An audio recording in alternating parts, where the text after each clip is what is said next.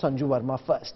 As a woman yourself, this charge that's being leveled by multiple BJP leaders, this is a case of love jihad.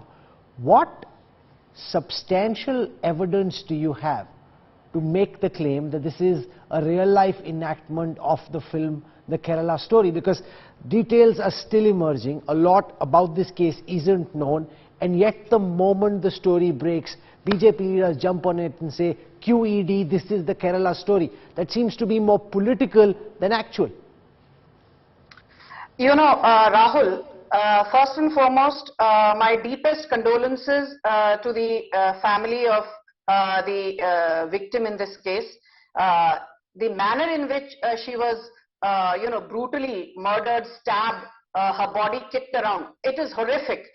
I would hate to politicize this.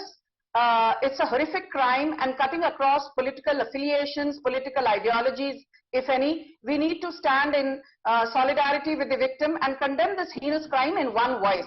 Having said that, I think it's very important to also, question the elephant in the room. And I say this because whether this is a case of love jihad, it's a pure hate crime, whether it is a love affair gone wrong, as is being reported by some sections of the media, we will find out in the next 24 to 48 hours, because details are still emerging, and it would be extremely unfortunate to second-guess the probe agencies or the Delhi police in this case. Having said that, I just very quickly in 20 seconds want to tell you, if there is a perception that indeed this is yet another case of love jihad, the reason I would like to believe that theory, I would be inclined to, I'm not saying I do because details are still emerging, but I'm inclined to, because if you recall, there was the case of Hina Khan Talreja in 2017, when she was brutally hacked to death after being gang raped by her husband's friends, and this is documented. India Today has also carried out, stories on this.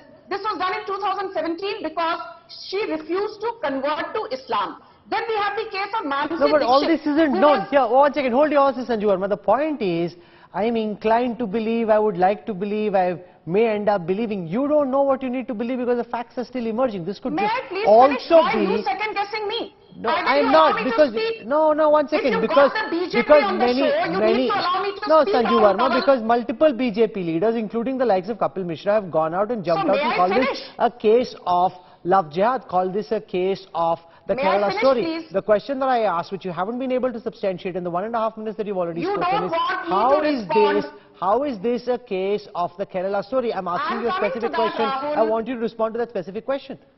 I'm coming to that. Please bear with me, Rahul.